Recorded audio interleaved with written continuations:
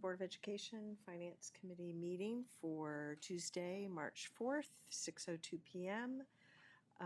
We don't have any members of the public here, so there's no public input at this time. There was nothing in the drive, but that will be available for the next 15 minutes. And may I have a motion to approve the Finance Committee meeting minutes of February 4th? So moved. Second. Okay. Just one correction, please. On the last page, second paragraph, we're missing Mr. Antashevitz's name. It says Mr. and Mr. Carley agree. So we just need that item. And then one request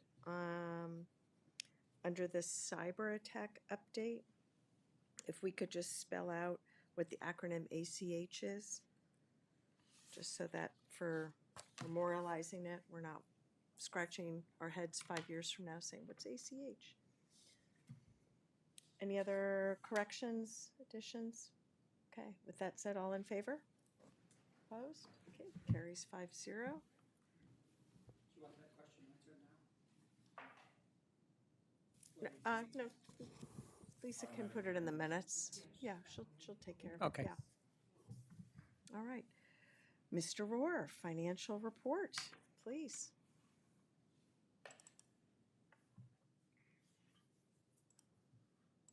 So the financial report is not largely different from last month. And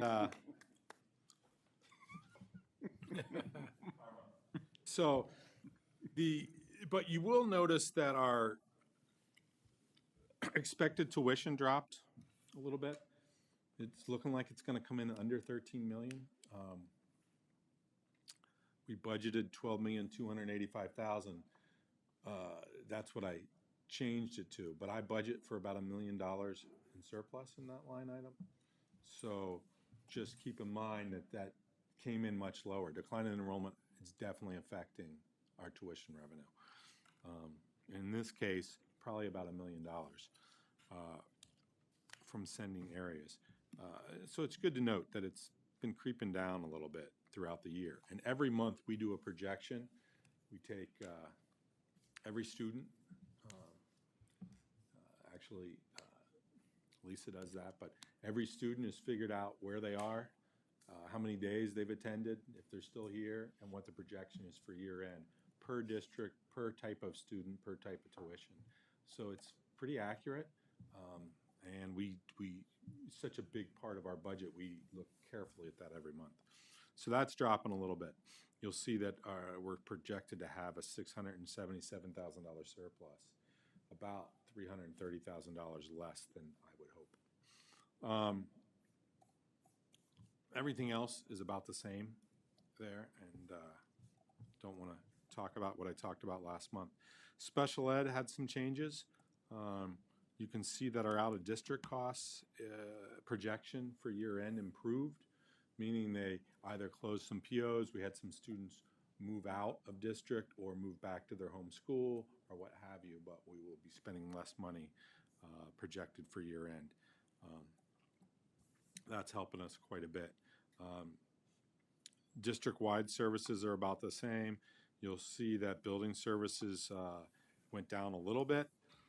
We do have some overexpenditure in our maintenance line item. We'll have a transfer for you next month. But part of that is we'll be able to cover we'll be able to cover the whole thing with transfers. But part of that is the tennis court the pickleball court out back actually, and we'll have about $20,000 of that, and we'll have an offsetting revenue for that, and some other wind damage that we have shows up as an expense, but the money comes back in as a revenue. Just so you know. Transportation had some ups and downs. Overall, we're not much different than last month, a little worse off. Keep in mind our out-of-district cost for special education transportation is actually in the hole, $110,000 projected for year end. And athletics improved a little bit, a $45,000 deficit versus last month I was projecting a 75. They've actually gotten some more drivers and are completing more of the routes. So we're seeing that cost per season go down from the high it was last year. So that's helpful. Overall, we're showing about $3.6 million surplus. Our estimate is about $4 million. I think we'll hit that when we get to the end of the year. So we're looking like we're in good shape. Good? Questions for Mr. Rohr? Nope, good.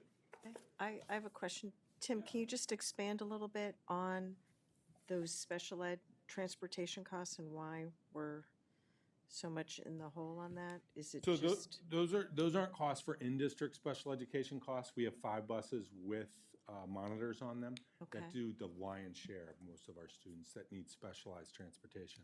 But Okay. these are going places that are considered out of district and out of our area. And those costs can be quite a lot. And depending on how far the students go and how many students go to that. So if you have 4 students that are all on the same vehicle going to a place, it's a lot more efficient than having 4 different placements all with a $35,000 transportation cost, right? So those can add up pretty quickly. So it's interesting that our out-of-district costs overall are showing a surplus, but transportation is showing a deficit, which means that we're going to a bigger variety of places and a farther scope than what we have in the past. Farther scope meaning farther distance. Yeah. Yeah. Because that's how the variable works, Right. right? Right. So if you had 12 students in town, they wouldn't even get transportation. They would just probably Right. be on our routes, right? Right. So Right. Okay. And I imagine hence why we're a little bit in the hole, that it's just hard to even, you can only budget and calculate so much, particularly if we get, let's say, an out-of-district placement after we've already locked in the budget. well, we have a number of out-of-district students. Okay. They're in the numbers. Let's put it in around plus or minus, but let's put it around 40. Okay. So it's a large enough number in a specialized population that you are likely to have as many students move out as move in. It's not like a district that might have 2 students on their rolls.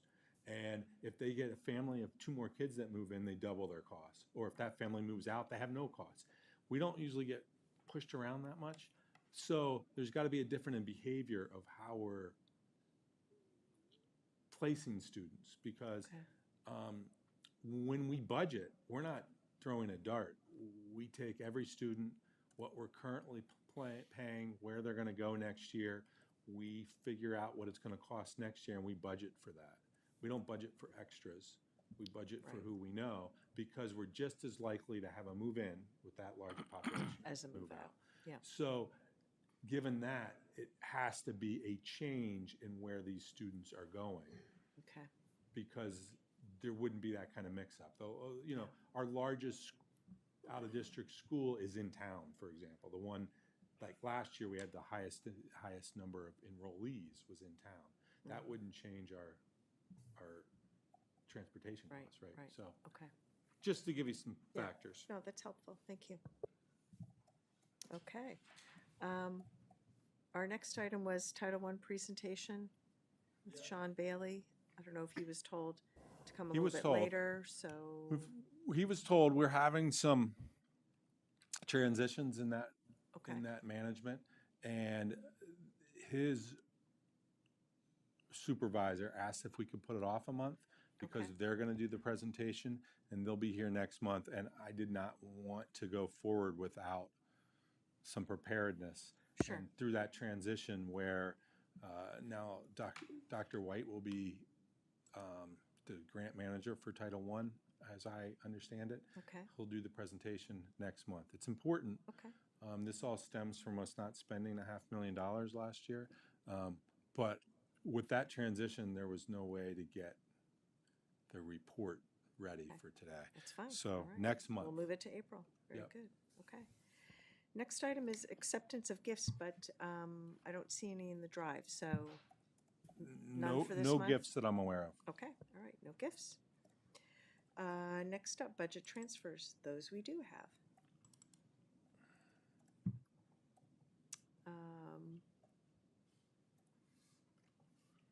they were all sort of a little bit different, and I did have, I don't know about others, but I at least had a question on one, so I'm going to propose that we do each one separately. The first one is Keene High School Athletics. And we have a surplus in vocational transportation. This is the exact transportation that we talked about in the financial report, so I won't get into that again. Why do we have a surplus of vocational transportation? The director of the Cheshire Career Center took advantage of a grant. They're very adept at doing that, and found a grant that actually paid for transportation between career centers, even though it was budgeted for, which is very unusual. So, I mean, it's very unusual. Yeah. And so that created a surplus in that fund. So we're using that to transfer to cover the overages in athletics. That is mostly created from the bus company failing to drive. Some of the transportation is actually elected, and that's more of an issue, meaning they just want to take a coach bus, but we don't really have the budget for that, but they're covering it here. Okay. All right. With that said, can I have a motion? Oh, yes, sorry, Chris, go ahead. Also, has some of the little vans picked up a lot of the places for vocational stuff for the kids going to different around the local area? The van's used every day for what you're describing, like work placements around town and stuff. I think I'm not exaggerating when I say I think the van is out every school day for that purpose. However, for athletic transportation, that hasn't saved us. The money, that's a different line item. The money I'm talking about is specifically to go from here to Fall Mountain. Okay. Which we used to have a deal with them and get very cheaply for lots of years. And now we pay upwards of $50,000 for those students to go back and forth. And this grant has covered those costs and left a surplus for us. Okay, next one. Oh, yeah, sorry. It's been a long day. Let's, can I have a motion to approve the budget transfer for Keene High School Transportation Athletics as presented? So moved. Second. All those in favor? Opposed? Carries 5-0. All right, next one. Tim, go for it, for KMS. So the next one is for behavioral services. Actually, we had it written in the grant and approved, but the purchasing was not done in accordance with the guidelines, and so they did not, the grant won't cover it. And therefore, that grant is not covering it, and they're trying to find a way to pay for those services. As I understand, the last email I had was that was going to be purchased correctly and switched as of February 15th. But right now, they need $22,500 to cover the unexpected costs of not getting that through grant services. When I say grant, I mean IDEA. So that grants manager is the special ed student services director. Okay. Questions on that one? Yes, Raleigh? Yeah, quick question. You said February 15th? Yep. How long, which was, it's come and passed. So how long till the effect actually takes? I'd have to confirm that happened. That's the last email I read. But even if it happened, these costs would go back a couple months. Oh, thank you. And so in the rears, yes. Okay, any other questions? All right. Motion to approve the budget transfer for Keene Middle School is presented. So moved. Second. Okay, all those in favor? Opposed? Carries 5-0. All right, next item is for Simons Elementary for $35,000. And this has to do with the vacancy in the school psychologists. We are one down in the elementary schools, meaning that we are using a purchase counseling to do evaluations. And all those schools are using their surplus created from not having the position to transfer that into a purchase service line for the exact same service. and that's what this is. Questions for Mr. Rohr? Okay, can I have a motion to approve the budget transfer for Simons Elementary as presented? So moved. Second. Okay, all those in favor? Opposed? Carries 5-0. And that was our last one, correct? Wasn't any last-minute ones? Okay, very good. All right, budget transfers, checked off the list.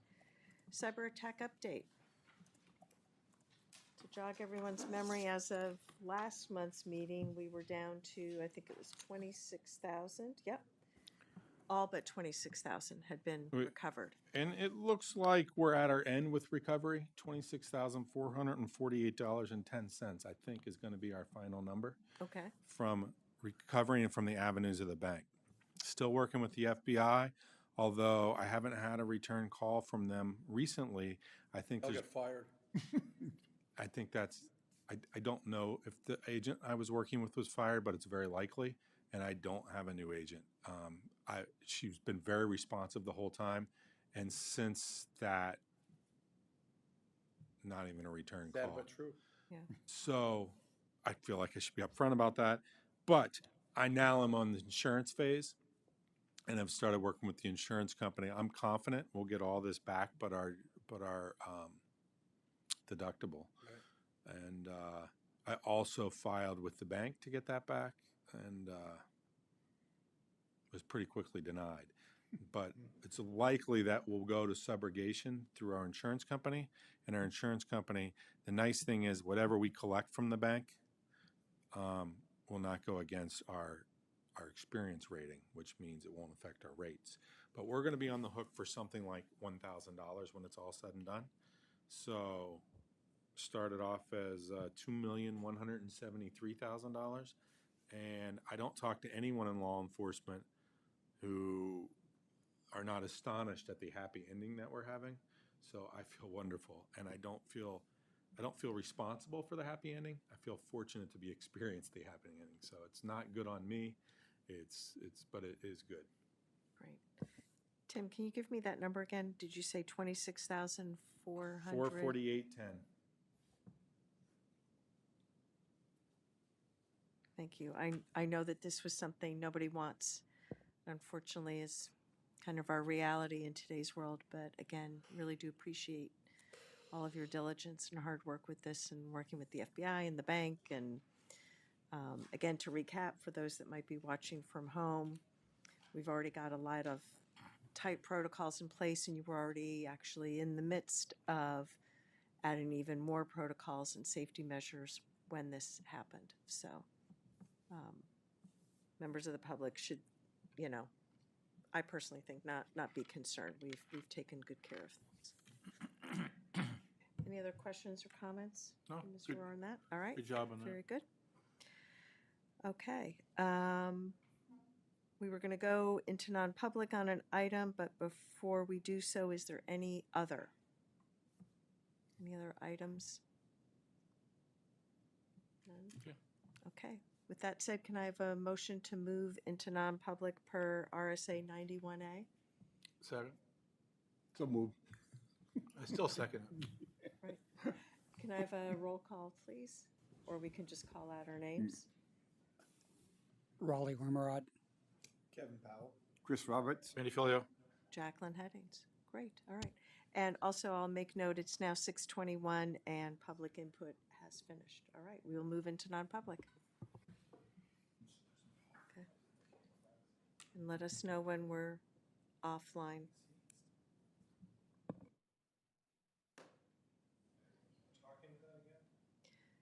Thank you for attending this evening's meeting.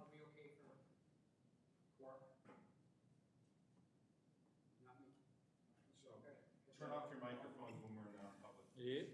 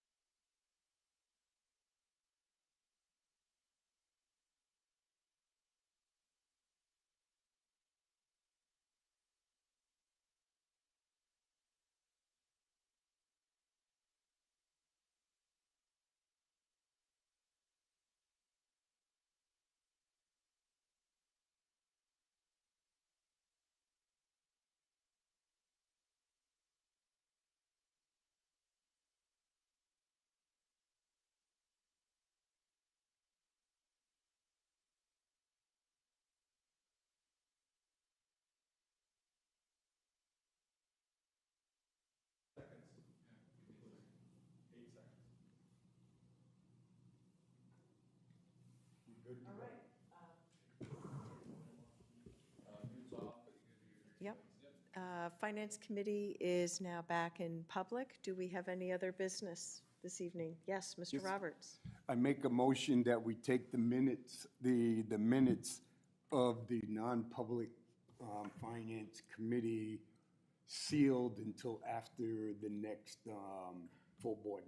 Second. All right, all those in favor? Opposed? That carries 5-0. All right. Any other business this evening? All right. With that said, none. Finance Committee adjourned at 6:41 PM. Thank you so much.